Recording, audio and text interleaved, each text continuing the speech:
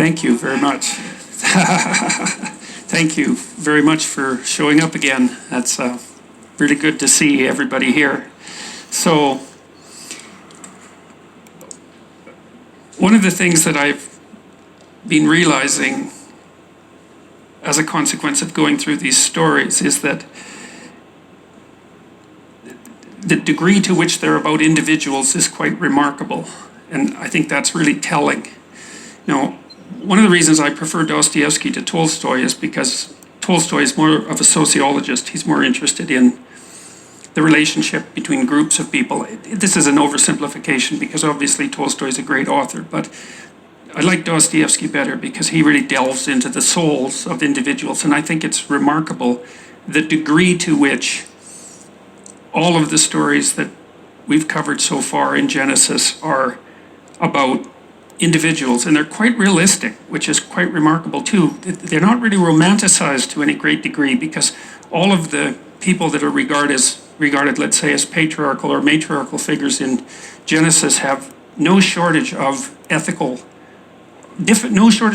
flaws, and also no shortage of difficulties in their life. And the difficulties are realistic. They're major league problems, like familial catastrophes and famine and war and revenge and hatred and all those things. It's not a pretty book, and that's one of the things that makes it great. I mean, that's one of the things that characterizes great literature, right? Is that it doesn't present you with a whitewashed view of humanity or of existence, and that's really a relief, I think, because as you all know, because you're alive, there's no such thing as a whitewashed existence. Like, to be alive is to be in trouble, ethically and existentially.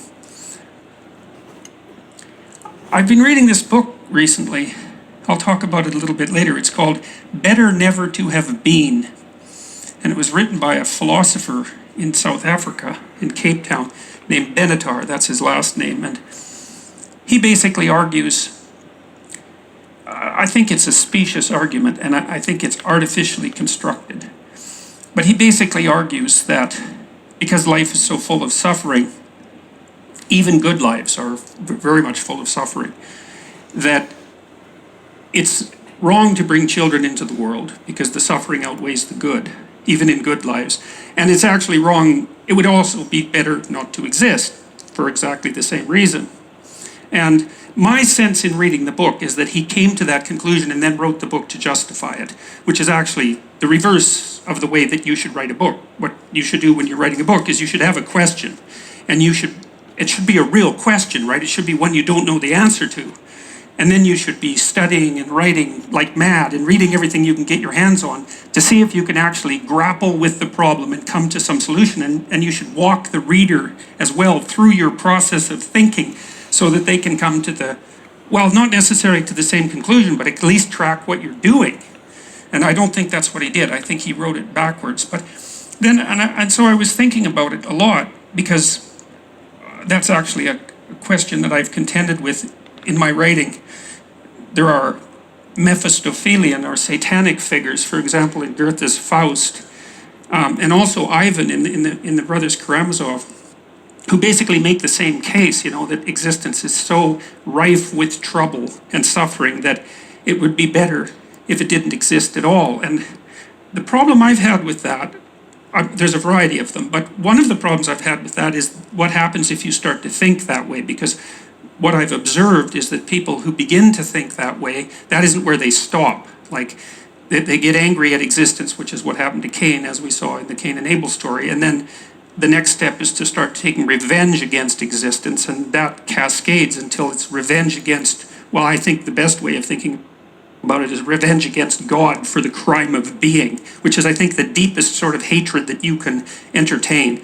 And when you're in the grip of a really deep emotion, like a really profound emotion, right at the bottom of emotions, you're in something that's like a quasi-religious state, and that's more or less independent of your belief, say, in a transcendent deity. I mean, you can be in a profoundly emotional state that's as deep as it can be, and it can have religious significance without that necessarily signifying anything about a transcendent being, But then I was thinking, see, the problem with that argument is you can gerrymander it endlessly, because first of all, how do you measure suffering and how do you measure happiness? It's like, how do you assign weights to them? And God, there's just no way of doing that. You have to do it arbitrarily. And so you can make an argument that the suffering outweighs the happiness. You just weight the suffering more heavily than you weight the happiness, and that's the end of that, And so that's a problem. But I think there's a deeper problem. And I was reading this other book a while back as well, which was written by the guy who ran the Human Genome Project. And I don't remember exactly what it was called, but it was something like A Scientist's Case for God, or something like that. And one of the things he referred to, which didn't strike me as hard as it should have to begin with, was he thought that one of the phenomena, say, that justified a belief in a transcendent being was something like the moral intuition of human beings, that we have a sense of right and wrong. And it's certainly what happens in Genesis in the story of Adam and Eve is that story announces the coming of the sense of right and wrong, right? The knowledge of good and evil. And it isn't something we ascribe to animals. It's something that's unique to human beings. Animals can be predators and they can be gentle and you can have a relationship with them, but you never think of an evil cat or an evil wolf, even though they're predatory. But human beings, we have this capacity to judge between good and evil, right and wrong. And it's really an integral part of our being. And I think you can make an evolutionary case for that, a biological case for that, as you can make a biological case for most of what is relevant about human beings, because we're biological creatures. But we don't really understand the significance of that. Like, what happens in the story of Adam and Eve is that realization, that coming to the knowledge of good and evil, is actually represented as a shift of cosmic significance, right? It puts a permanent fracture in the structure of being.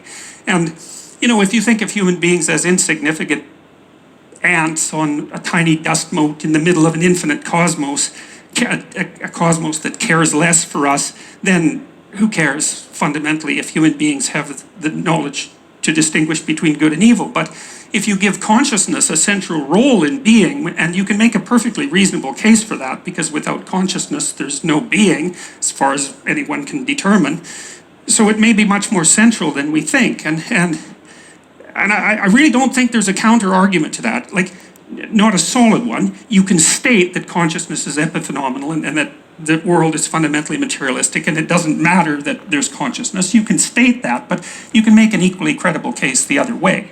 And certainly our lived experience is that consciousness is crucial, obviously, and we treat each other as if most of the time we're valuable conscious beings, and we wouldn't give up our consciousness, even though it's often consciousness of suffering.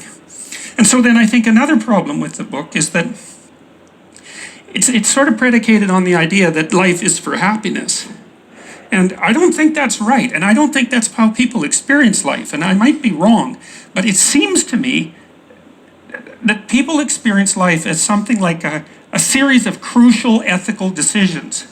It's something like that. I mean, I just can't imagine, and maybe I'm being naive about this, but I can't imagine another being that's like me in most senses, that isn't constantly wrestling in some sense with what the next proper thing to do is. It's not like it's obvious. It's not bloody obvious. And it doesn't mean you'll do the right thing, because you don't lots of times. And you know that by your own judgment, right? Because you're making mistakes all the time. Sometimes you don't know what you're doing, and maybe it's a mistake and maybe it isn't.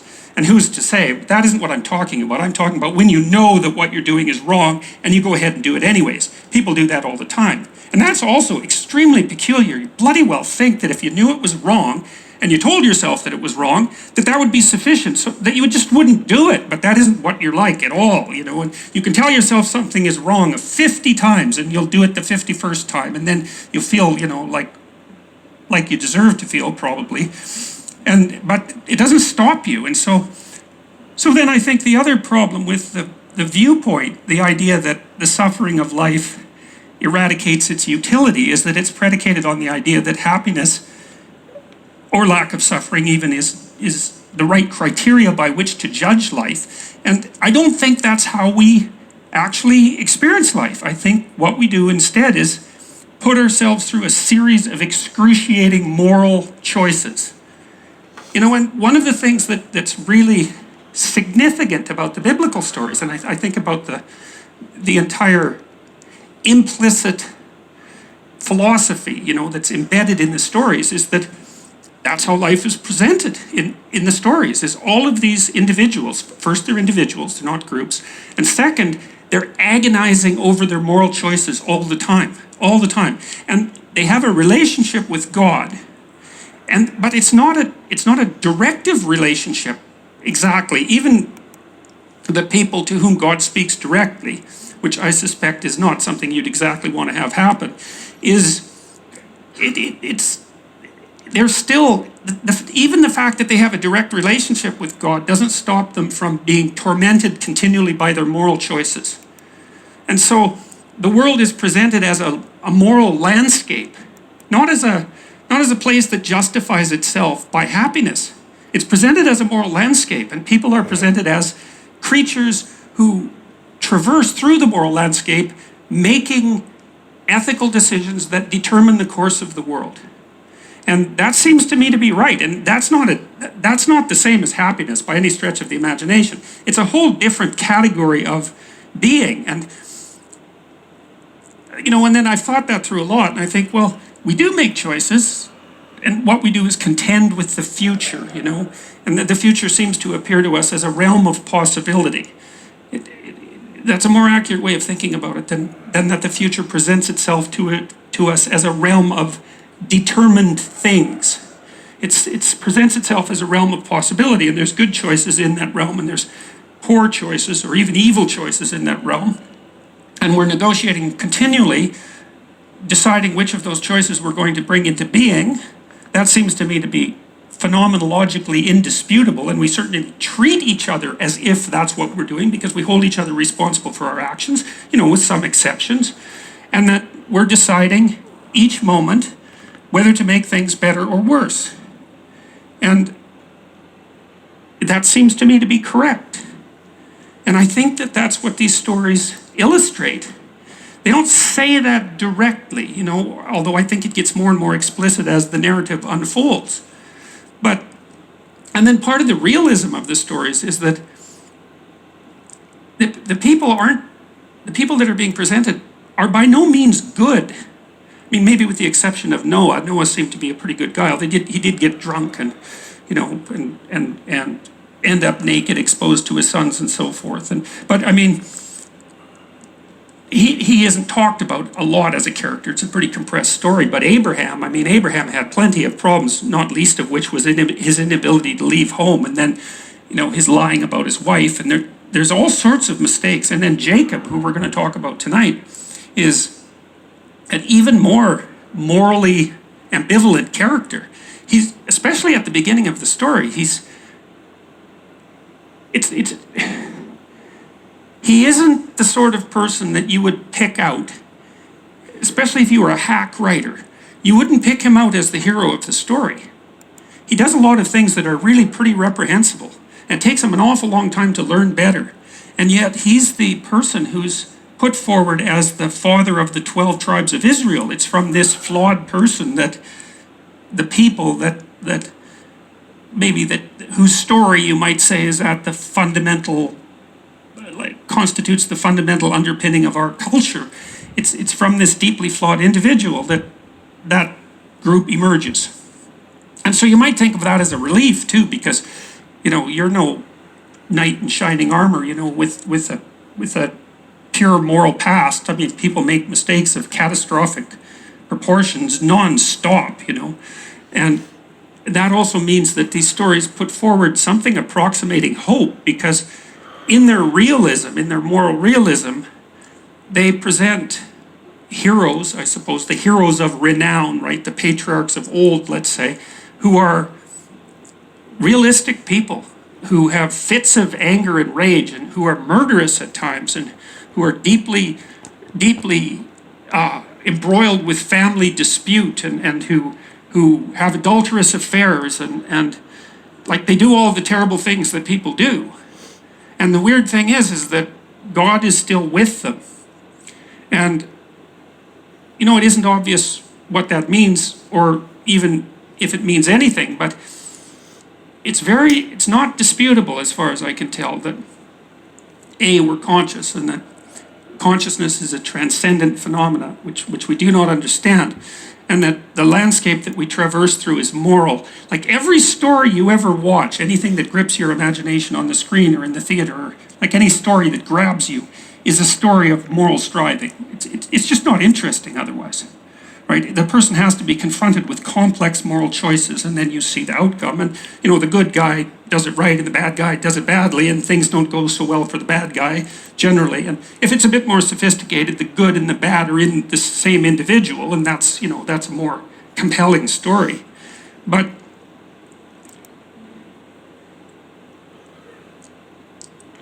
so we could say, well, we could make the assumption that it might be worthwhile thinking of the world as it has been thought of classically, as a theater upon which the forces of good and evil continually strive for dominance.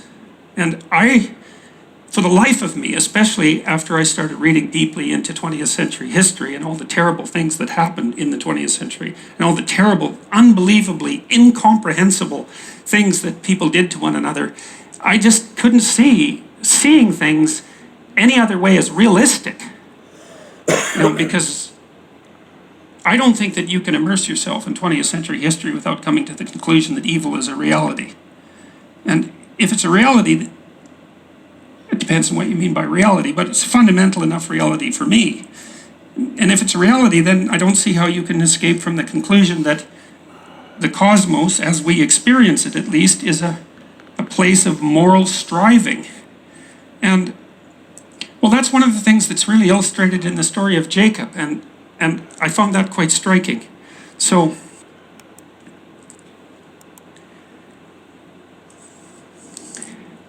the last lecture, I ended with the Abrahamic stories, with the death of Sarah, and that was Abraham's wife. And so we're going to continue from there. Remember, Abraham had a son, Isaac, and he was asked by God to sacrifice his son, which we talked about in some depth. And I was attempting to make the case that, the idea of sacrifice was one of humankind's great discoveries, because it meant the discovery of the future, essentially, but it also meant the discovery that the future was something that you could make a bargain with, and that you could give up something now, something impulsive, some pleasure, even a deep pleasure in the moment, and you could strive, and hypothetically you could make a covenant, a bargain with the future, and if your sacrifices were acceptable, and that seemed to mean ethically acceptable, you had to sacrifice the right thing, that vastly increased the probability that not only you would be successful, let's say, but that your descendants would be too. And I don't think that that's an irrational proposition. I mean, you have to leaven it a bit with the realization that sometimes, you get sliced off at the knees no matter what, right? Because life has an arbitrary element, and that can't be tossed out. But building in the arbitrary element, we'll say, you still want to think, well, what's your best bet given a certain amount of randomness? And it seems to me that conscious, self-aware sacrifice and proper ethical striving is your best bet. And there's another idea that, I've always explained it. When I've explained it to people, I've always used the movie Pinocchio as an example, that when Geppetto is trying to make his puppet into a self-aware and autonomous moral agent, which is what he wants above all else, he aims at the highest good that he can conceive, which is the star that he prays to, essentially, and hopes for the transformation. And there's also something in that that's unutterably profound, and maybe that is somewhat independent of the idea that you have to believe in God. I would also say that what it means to believe in God in the Old Testament is by no means clear. And that's something I also really want to talk about tonight. It's not obvious what it means. And, well, Geppetto, what he does at least is aim at the highest good of which he can conceive. And that's actually been a philosophical definition of God upon occasion, that God is the highest good of which you conceive. And, that's different than the idea of a transcendent being precisely, but it's in line with certain interesting psychoanalytic speculations. This is one of the things I really liked about Carl Jung. Jung was so radical a thinker; it's just beyond belief. Like, I've read a lot of critics of Jung, and I've always got a kick out of them because the things they accuse Jung of are so trivial compared to the things that Jung actually did that it's like accusing a murderer of jaywalking. Like, because Jung was unbelievably radical. Like, here's one of his ideas. He thought that it was necessary. He believed that psychotherapy could be replaced by a supreme moral effort. And so the moral effort would be something like aiming at the good and then trying to integrate yourself around that. And that the good at which you aimed would be something approximating what you would be like if you manifested your full potential. And that you'd have a glimmering of what that full potential was. So that would be the potential future you. And he thought of people as four-dimensional entities, essentially, that were stretched across time. And that you as a totality across time, including your potential, manifested yourself also in the here and now. And that part of what your potential manifested itself was something like the voice of conscience or intuition. It's an amazing idea. It's an amazing idea, right? Because it's like what you could be in the future beckons to you in the present and helps you determine the difference between good and evil. It's a mind-boggling idea, and I think that it's an idea you have to contend with. And then he went further than that, and this is also a remarkable idea. He was interested in the symbolic representation of Christ, and I mean psychologically speaking, and he thought of Christ as the representation of the ideal potential human. It's something like that. So it was a symbolic, at minimum, that's what Christ was, is a symbolic representation of the ideal potential of a human being. And so for Jung, there was no psychological difference between who you could be in the future, beckoning to you in the present, and orienting yourself in relationship to Christ. Psychologically, those were the same thing. And then, so that's a pretty mind-boggling idea. Like, seriously, that's a mind-boggling idea. Especially when you add the psychological idea that one of the things that characterizes your ideal future self is the ability to make sacrifices, right? And the deeper the sacrifice, the better. And then also to recover from the sacrifice, right? So that's the death and rebirth. So the part of you that's most essential to your full flowering as a being is your ability to let things go and then spring back from that. So to die in some sense and to be reborn in the service of a higher good. And then the next part of that is that the direction of the world depends on you doing that. So not only your own life, but your family's life. And because we're networked so intently together, the whole panoply of humankind and maybe the structure of the cosmos. And, you might think, well, no, but, it's not so simple. It's not so simple. First of all, one person can wreak an awful lot of havoc. There's absolutely no doubt about that. And as we get more technologically powerful, that becomes even more relevant and important and crucial. One of the things that Jung said was that we had to wake up because we are too technologically powerful to be as morally asleep as we are. And that seems to me just to be self-evident. For sure, that's true. We're half asleep with nuclear bombs. It's not a good idea. It's seriously not a good idea. And so, and then you might ask yourself too, what is the ultimate potential of a fully developed human being? And, we certainly know that you have admiration for people who are more developed rather than less developed. That just happens automatic, or resentment, but that's okay, it's the same thing, it doesn't matter. But it's not like you can't identify them. You can identify them, and they're put forward to you in drama and fiction and all of that constantly. So that's another form of moral intuition. You can discern the wheat from the chaff, let's say. And so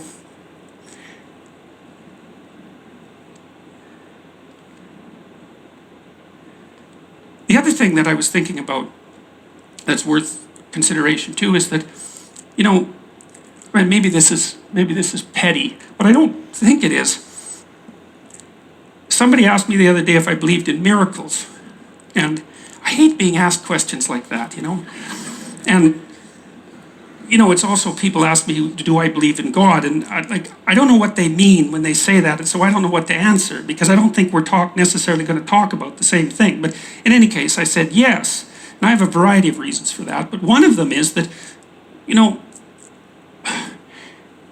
the consensus among physicists is that we can track the origin of the cosmos to something like 100 millionth of a second after the Big Bang. It's so close to the Big Bang that the difference is literally infinitesimal. But the consensus is that before that, whatever that is, the laws of physics themselves break down. Well, what do you call an event that exists outside the laws of physics?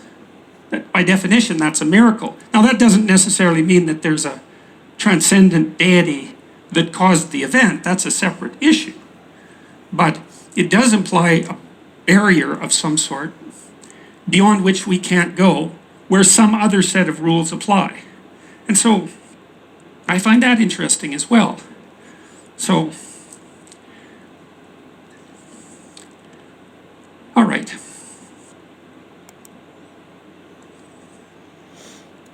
So Sarah dies, and Abraham makes a bargain with the Hittites to purchase a burial place for her, and they offer it as a gift, and he insists upon paying for it. It's a little story that basically indicates two things: that Abraham was the kind of guy that you trust pretty much when you see him, and that even if something is offered to him as a gift, he's going to do everything to be reciprocal about it. And so it's not a massively important part of the story, but it's in keeping with the same narrative flow.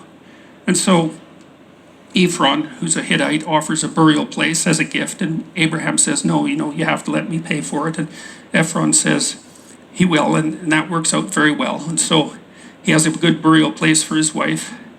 And then Abraham decides that Isaac needs a wife.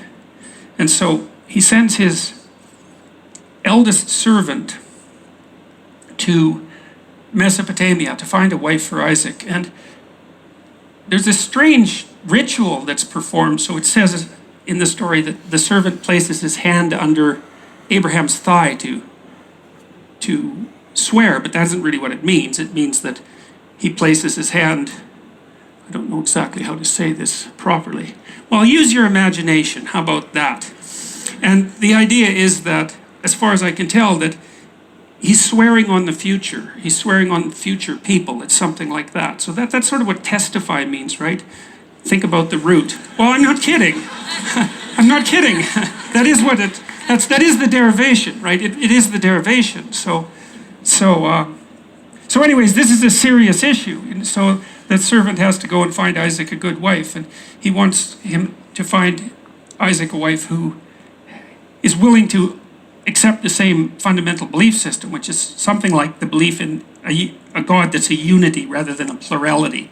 The other thing that Jung was very insistent upon was that there was a relationship between polytheism and psychological confusion, and monotheism and psychological unification. And I really like that idea too, that what you're trying to do, because you are a plurality, that's one of the things the psychoanalysts were really good at figuring out that the cognitive scientists haven't touched yet, as far as I can tell. They're way behind the psychoanalysts in that element of thinking, is that you are composed of sub-personalities, which all have their own desires and their own viewpoint, their own thoughts and their own perceptions, and they're in a war with each other constantly. Maybe even a Darwinian war. It's been portrayed that way by certain neuroscientists. I'm just going to mention this one here has horns on it coming through at this perspective. I'm going to leave it right there for a minute, and I'm going to let it come through the rest of the way. But it's something else I'm going to talk about heavily as we go through, about the horns of animals not being there. The only creatures anywhere in the true creator's work that show horns are beasts. There are no lambs, there are no bulls, there are no other creatures that today we see in our everyday lives that have horns. The only ones that have horns in the true creator's work and the imagery are the beast, which could be a cross between, feline, canine, And, rodent, human, and beast. and so all of that interior struggling that you're doing is an attempt to bang yourself against the world with challenge constantly, to hit everything together like you're beating on a piece of iron to cure it, let's say, so that you're not an internal contradiction, you're not a massive competing god, something like that, because it's just too psychologically stressful and hard on everyone else and impossible for them to get along with you if you're one thing one moment and another thing another moment. And so anyways, Abraham insists that Isaac find a wife from among people who are likely to carry forward the monotheistic tradition. And I'm not sure that the monotheistic tradition is actually distinguishable from the individualistic tradition. I think they might be the same thing at different levels of analysis. Its perspective already changed. Because individual means work. undivided in some sense, right? To be an individual means to be one thing. And the other thing that mitigates against the idea of life as happiness is it isn't obvious to me that it's happiness that is what molds you and shapes you. It's something more like optimal challenge, voluntarily undertaken. It's something like that, right? And I think that's echoed in the idea that everyone has a moral obligation to raise their cross, something like that, to accept the fact of their mortality voluntarily. I believe that that's the case. And I do actually think that that's a prerequisite to proper psychological development, because if you're not willing to take your mortality on voluntarily, like if you're kicking and fighting about it constantly, and you have every reason to, don't get me wrong, then you can't act forthrightly in the world, right? You're going to be afraid. And when you're afraid, then you can't voluntarily take on a challenge, and then if you can't voluntarily take on a challenge, then you can't develop. And so again, the life seems to be something like, if it's a proper life, is the voluntary taking on of great challenges. And maybe that's better than happiness. Like, it's certainly more noble, It's not a word we use very much anymore, the idea of nobility, because we're so obsessed with happiness. But I think happiness is like, if it comes along, man, great, wonderful. Don't take it lightly or for granted, because it's fleeting. But the idea that that's what you should be for, in some sense, just seems to me, if that's what life is for, then maybe it shouldn't be. Maybe that's correct, because that isn't what life is. But it isn't obvious to me that that's what life should be. If you really loved someone, like your son, let's say, would you say, well, I hope he has a happy life? Or would you say, I hope he accomplishes great things? It seems to me that that's better, the accomplishing of great things, and because that's admirable, It's like a happy person is a happy person, but a noble person is an admirable person, and that's better, man. And so maybe there are better things than happiness. And so you can't judge being on the basis of the ratio of suffering to pleasure, something like that. And I don't think we do that. I don't believe we do that. I mean, comedians are happy, right? But everyone doesn't aspire to be a comedian. And you don't watch comedy all the time, even though you can laugh nonstop, more or less, if the comedian's funny. You want to get your teeth into something. It also seems to me that, and this is one of the reasons I liked existential philosophy, was that, the existentialists believed, it's sort of an original sin idea. They believed that we came into the world with an ethical burden already laden upon us, something like that, and that we had a felt sense that it was necessary for us to justify our being. And that if we didn't do that, then we weren't authentic to ourselves, we weren't moving towards individuality, we weren't sustaining the community, we weren't living properly, and that idea was deeply embedded in people as part of their ordinary experience. And that also seems to me to be accurate. And I've dealt with lots of people, say in my clinical practice, and they don't really they will come and say, I wish I wasn't so unhappy. But they don't usually come and say, I wish I was happier. And those things aren't the same. And then when you talk to people who are having trouble, they want to straighten things out and figure out how to do them right. It's something like that.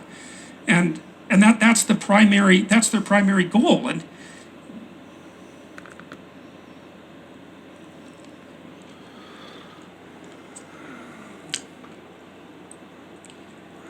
so anyways, Abraham sends his eldest servant off to the place that God has granted him to find a wife. And interestingly, the borders of the promised land are quite similar to the current borders of Israel.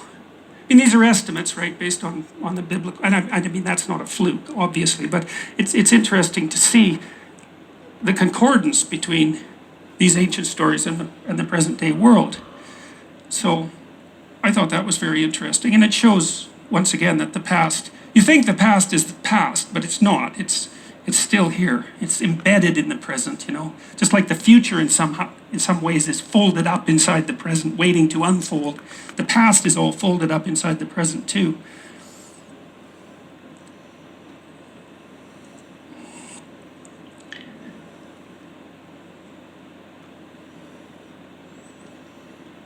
So anyways, the servant goes to the land that he's been charged to go to, and he's trying to figure out, how in the world am I going to find a good wife for Isaac? I mean, I don't know any of these people. And so he has this little dialogue that's presented in the form of a prayer, I suppose. And he thinks, well, I'm going to go to the place where where people get water and water the animals, and because that's a place where everyone gathers, so that's a good place to find someone. And it's not a place of fun and lightness and relaxation and impulsivity. It's a place of life-sustaining work. And then he thinks something like, well, what would a decent girl do at a watering place? And he thought, well, maybe she would offer a stranger some water and also offer to water the camels, because that would be brave to approach the stranger, and then generous, and then indicative of the willingness to make an effort. And when you know that a camel, I think he took 10 camels. There's quite a few camels anyways, not just one. And that a camel can drink 20 gallons of water. And Rebecca, who was drawing water from the well, turns out to be Rebecca, was drawing water from the well, which is hard, right? Because water's heavy and you have to lift it up. And it's 10 camels, and so that's like 200 gallons of water. So, she has to put herself out a fair bit in order to make this stranger happy. And so that's what happens. And then the servant has brought along gifts and that sort of thing. And anyways, to make a long story short, Rebecca agrees to come back with the servant and marry Isaac. And so then she gets pregnant and she has twins. And this is an interesting thing. The twins fight inside her. She can tell that they're not getting along. And this is an echo, right? It's an echo of Cain and Abel. And there's a mythological motif that the Jungians have called the hostile brothers. And you see them all the time. Batman and the Joker are hostile brothers, and Thor and Loki are hostile brothers. And it's an unbelievably common motif. And the ultimate hostile brothers are Christ and Satan. So that's the archetypal representation of the hostile brothers. Who are really one. Right, the ultimate good and the ultimate evil. Mm-hmm. And so it's an echo of the Cain and Abel story, although it's a little more complex, I would say, from a literary point of view, because it isn't obvious which of these brothers is Cain and which of them is Abel. They have parts of both in each of them. So positive Esau, and negative, up and down, left and right, back and Jacob, forth, who turns out to be the other. and white, both have sun their and moon, admirable qualities and their negative. faults. Anyways, Esau is born first, but Jacob has him by the heel. And so there was a fight within the womb to see who would emerge first. Now, that's relevant because the firstborn had a special status, has a special status in many communities, especially agricultural communities, and there's the reason, these people were more herds people, but if you divide your property equally among all your children, then in like 3 generations, everybody has one goat and everybody starves to death, or the same thing happens with land. So one of the ways that traditional communities solve that is they just give them almost everything to the firstborn, and then everyone else knows, well, you go out and do whatever you can, and it's kind of arbitrary and unfair, but at least it's predictably arbitrary and unfair instead of doom over 4 generations. So it actually mattered to be the firstborn, and God generally favors the firstborn. And then you might think, well, what is it about being born first that's so relevant, apart from the cultural practice of a more generous inheritance. And I would say, well, the firstborn is something like the model for the leader of the family, right? Because the firstborn child should be, if there's a number of siblings, A, should take care of the siblings, at least to some degree, but also should be a role model for them. So it's like a natural position of leadership. But there's a psychologization of the idea of the firstborn in these stories, because God often passes over the firstborn in favor of a later born child. He seems to do that on the basis of moral character, essentially. And so there's this idea that, well, there's a natural proclivity towards leadership that's just a biological fact that would be associated with being a firstborn, but there's an element of characterological development that transcends that, and so that it's more important to be spiritually a firstborn, let's say, than to be biologically a firstborn. And God recognizes that continually in these stories and inverts the natural order and favors a later born who's done more work with regards to characterological development. Really that's also interesting too. I've talked to lots of business people about leadership, and there's a literature on leadership, but it's not a good literature. It's pretty shallow. Partly because it's not that easy to define leadership, and partly because there are different, people have different temperaments, and different temperaments can be leaders. They just do it in different ways. Now, there's something in common about being a leader, though, and I would say one is that if you're an actual leader, you actually know where you're going, right? Because what are you going to do? Lead people in circles? It's like maybe they'll follow you, but you're not a leader, you're just a charlatan. So you have to know where you're going, and then you have to be able to communicate that, and then people have to trust you, so you actually have to be honest, because people aren't that stupid, at least not for a long period of time. And then where you're going has to have some value, because otherwise, why would anyone want to go along with you? So, and then you might say, well, what are the attributes then that make you a leader? And I would say, well, they're characterological, fundamentally. And this is not naive optimism or casual moralizing. It has nothing to do with that. We know, for example, that conscientiousness, the personality trait, is a good predictor of long-term success in most occupations, not all, but most, and that one of the things that's associated with conscientiousness is that people keep their word, they're trustworthy. And that's certainly one element of a leader, especially across any reasonable amount of time. You have to be able to trust the person. They can even be harsh, right? It doesn't matter, because you can see harsh leaders and kind leaders. But as long as they do what they say they will do, then you can follow them, and you know that the future payoff is secure, something like that. So the idea that characterological development is more important to leadership than primogeniture, I think that's the right word, primogenesis? Anyways, being a firstborn, that's a very crucial psychological realization, that it's characterological development that makes you favored of God. And I do think we've forgotten this in many ways, because there isn't a lot of emphasis in our education system on characterological development. And that's very, very surprising to me. I think maybe it's partly because in our fractured society, we can't agree on what constitutes a reasonable characterological goal. So we just throw up our hands and don't educate our kids to any degree at all, especially in schools, about what an admirable person is like, or even let them know that, well, maybe you should actually try to be one, that's actually the most important possible thing that you could learn, right?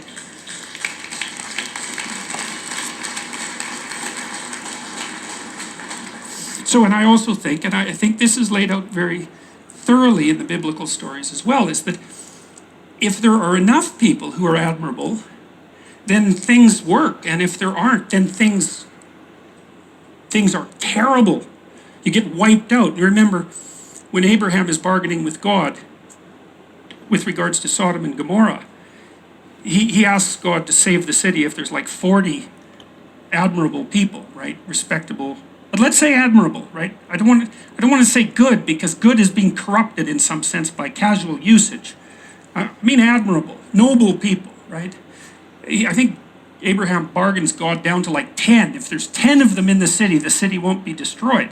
And that's not very many in a city. So there's an interesting idea there, which is that there doesn't have to be that many people in a group who have their act together.